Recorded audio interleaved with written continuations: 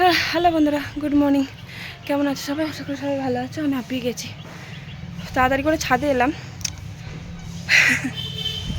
আমার বর পেঁয়াজের বীজ রোদে দিয়ে গেছে। এই যে পেঁয়াজের বীজ দেখো, এগুলো হচ্ছে পেঁয়াজের বীজ। এগুলো হচ্ছে পেঁয়াজের বীজের মধ্যে কালো জিরের মতো ছোটো ছোটো, একদম ঠিক কালো জিরের মতো দেখতে একটা ফল আছে। এগুলো এরকম ঘষে ঘষে বার করতে হবে, ঘষে ঘষে। এগুলো রোদে দিয়ে গেছে সকালবেলা। ওই যে দেখো, তিরপলটা উল্টে পেঁয়াজের ফুলগুলো ওই দরজার কাছে চলে গেছে হাওয়ায় উড়ে। মানে ওইখানটায় একটা ইট দিতে হয়, সে বুদ্ধিটা নেই, কি বলবো। আমাকে বললো এগুলো সব একটু ভালো করে নেড়ে চেড়ে দিতে। আজকে খুব রোদের জোর হয়েছে, রোদের জোর ছিল না সকালবেলা। আজকে ঘুম থেকে উঠে দেখছি কুয়াশা, মানে গরমকালে কুয়াশা ভাবা যায়। আমি এটাকে ঠিক করি। কোথায় উড়ে চলে গেছে দেখো, এই যে এই ফুল এখান থেকে উড়ে ওখানে চলে গেছে। তাহলে সারা ছাদ মা ছড়িয়ে যাচ্ছে, এত হাওয়া দিচ্ছে, এলোমেলো হাওয়া দিচ্ছে। আমি ওদিকে ভাত বসিয়ে দিয়ে আসলাম, উনুনটা আবার নিভে যাচ্ছে 14 বার। এই যে ফুলগুলো দেখো কেমন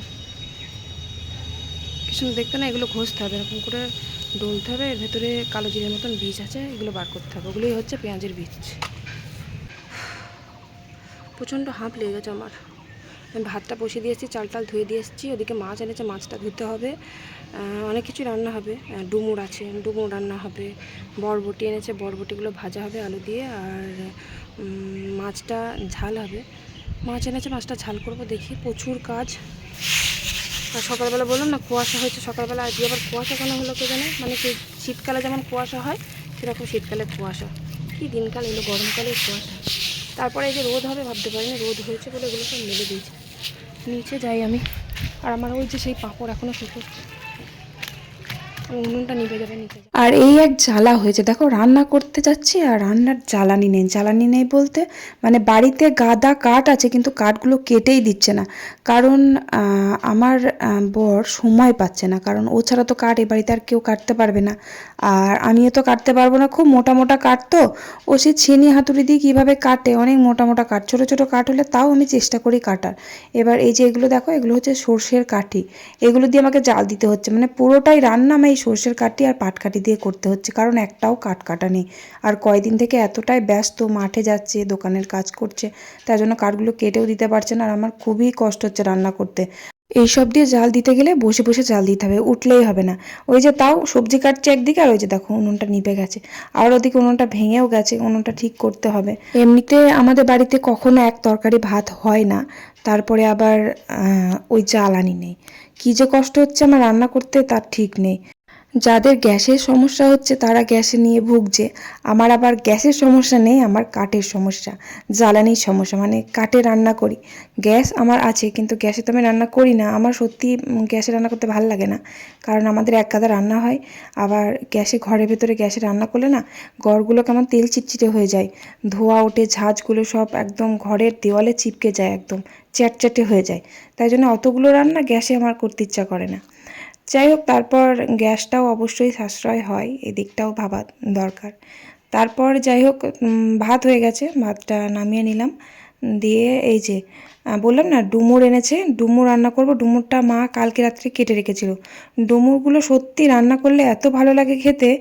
আবার ডুমুর নাকি খাওয়া খুব উপকারী।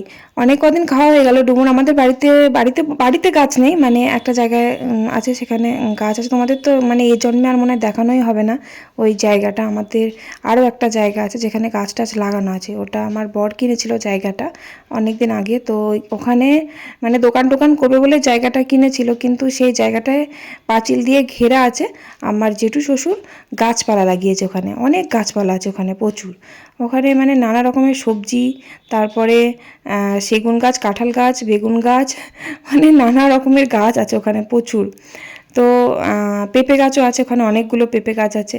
তো এবার ওখানে একটা ডুমুর গাছ এমনি হয়েছিল, তো ওখান থেকেই ডুমুরগুলো পেড়ে নিয়ে আসে আমার জেঠু, আনে মাঝে মাঝে আমার বর নিয়ে আসে, কারণ ওই বেশি ভালোবাসে খেতে ডুমুরটা।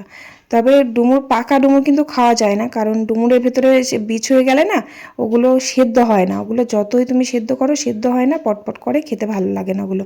ডুমুর খেতে হবে একদম কচি, আর ডুমুর খুব ভালো খাওয়া, খুবই উপকারী, বাচ্চাদেরও তো আরও ভালো। এর আগেও আমি তোমাদের বলেছিলাম, ডুমুর পেলে তোমরা কিন্তু খাবে, খুব ভালো জিনিস ওটা। নিরামিষ করে রান্না করতে হবে, পেঁয়াজ রসুন দিলে কিন্তু ভালো লাগে না ডুমুরে, ঘি গরম মশলা দিয়ে রান্না করতে হবে, আদা জিরে বাটা।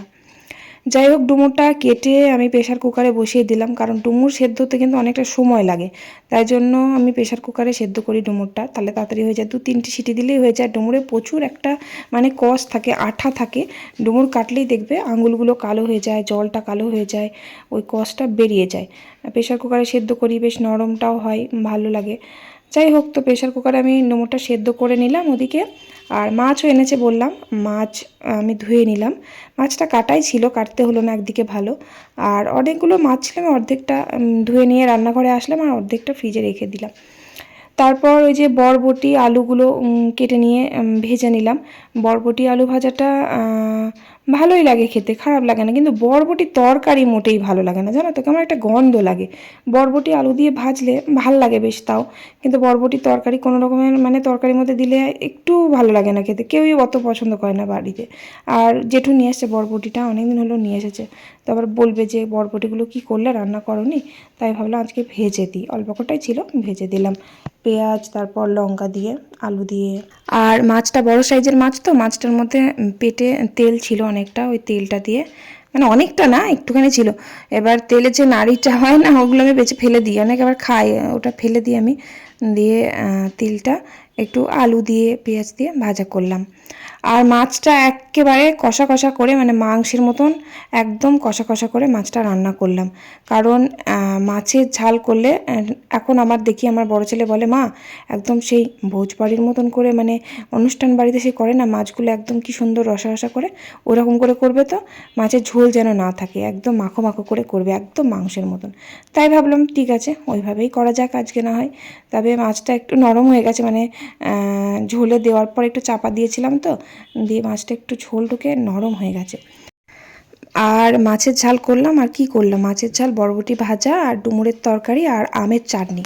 ওই যে কয়েকদিন ঝড় বৃষ্টি হলো, তো ওই ঝড়েতে প্রচুর পরিমাণে আমগুলো পড়ে গেছে, এমনি আম আমাদের গাছে এবার কমই হয়েছে, তবুও আমগুলো সব ঝরে যাচ্ছে, বলে বৃষ্টি হলে নাকি আমের বোটা শক্ত হয়ে যায় আর আম পড়ে না।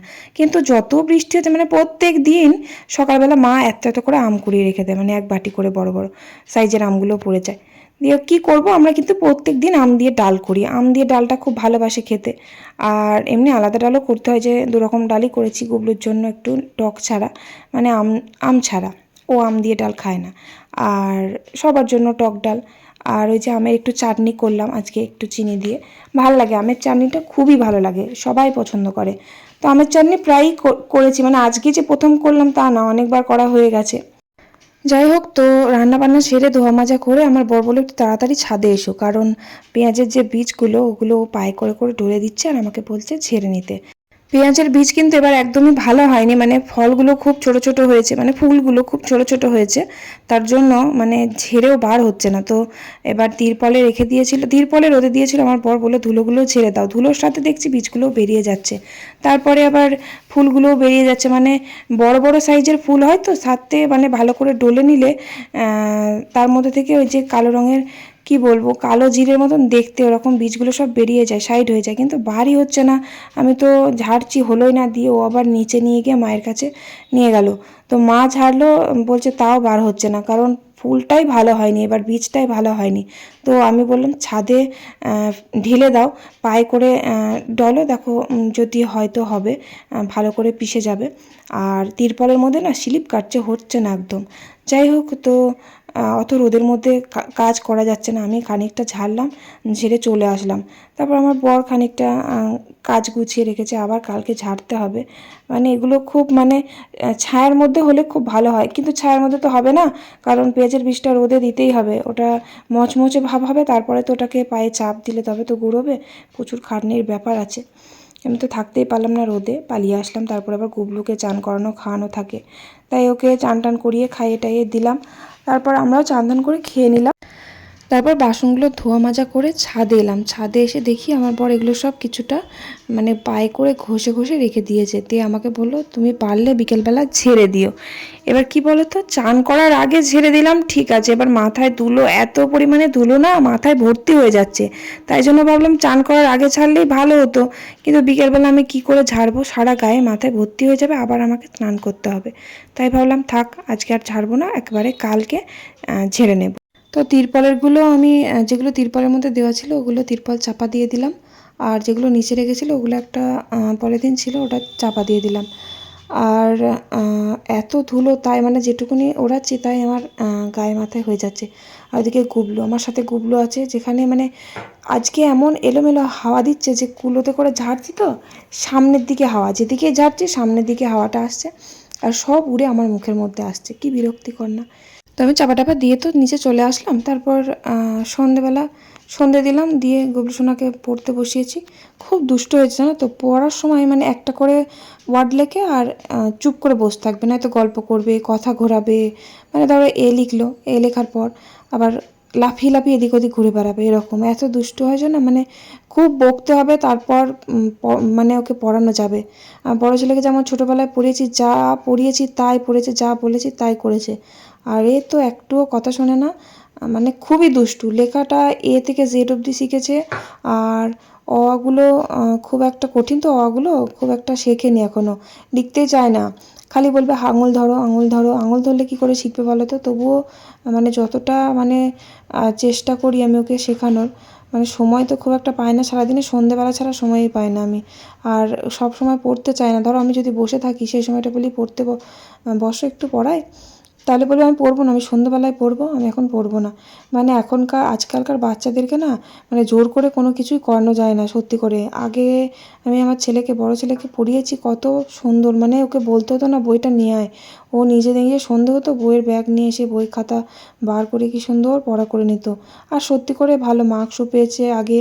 এখন বড় হয়ে যাচ্ছে আর তত পড়াশোনায় খারাপ হয়ে যাচ্ছে। তারপর ওকে পড়িয়ে আমি রাত্রের খাবারটা করলাম, রুটি করলাম, আলু চচ্চড়ি করলাম, আর এটা হচ্ছে দই পাতাচ্ছি। আমার বড় ননদ, বললাম না বড় ননদ বাপের বাড়ি, বড় ননদ শ্বশুর বাড়ি গেছিলো, ওই যে ওখানে একটা পুজো হয় কালী পুজো, তো ওখানে গরু আছে ওনাদের, তো ওখান থেকে অনেকটা দুধ পাঠিয়ে দিয়েছে দিদি, আবার দুধ নিয়ে এসছে অনেকটা, আবার দুধটা না মানে গরু দুইয়ে মানে গায়ে দুইয়ে নিয়ে এসেছে, এক ফোঁটা জল দেওয়া নেই। তো এবার এত ভালো দুধ এখানে তো মানে পাওয়াই যায় না, টাকা দিয়েও ভালো দুধ পাওয়া যায় না। তো এবার এত ভালো দুধ, ওই দুধটা ভাবলাম একটু দই পাতাই, মানে দুধ ধরো আছে আমার বাড়িতেই, আমি রোজ 500 করে দুধ নিই আমার কাকার কাছ থেকে। তো এবার এত সুন্দর দুধটা দেখে আমার মনে হচ্ছে একটু দই পাতালে খুব ভালো হতো। তো এবার আমার বরকে বললাম তুমি একটু দই কিনে নিয়ে আসো, দই দিয়ে আমি একটু দই পাতাবো, অনেকটা দুধ আছে। তো স্টিলের বাড়িতে না দই পাতালে ভালো হয়, তাই স্টিলের বাড়িতেই দিলাম। ভালো করে একটু দইটা দুধটা চিনি দিয়ে ফুটিয়ে নিয়েছি। তারপর ভালো করে এমনি বাটির মধ্যে একটু ফাটিয়ে নিচ্ছি, আর যে সাজাটা দেবো মানে দইয়ের যে সাজাটা ওইটাকেও একটু ফাটিয়ে নিলাম, দিয়ে দইটা পাতিয়ে দিলাম। যাই হোক, তো হ্যাঁ, তবে মিষ্টি দই পাতালাম, ওই যে বললাম চিনি দিয়ে ফুটিয়েছি মিষ্টি দই। তো চলো আজকের ব্লগটা আমি এখানেই শেষ করছি। ভালো লাগলে অবশ্যই একটা লাইক করে কমেন্ট করে দিও। ভালো থেকো সবাই, আজকের মতো tata, bye bye, good night.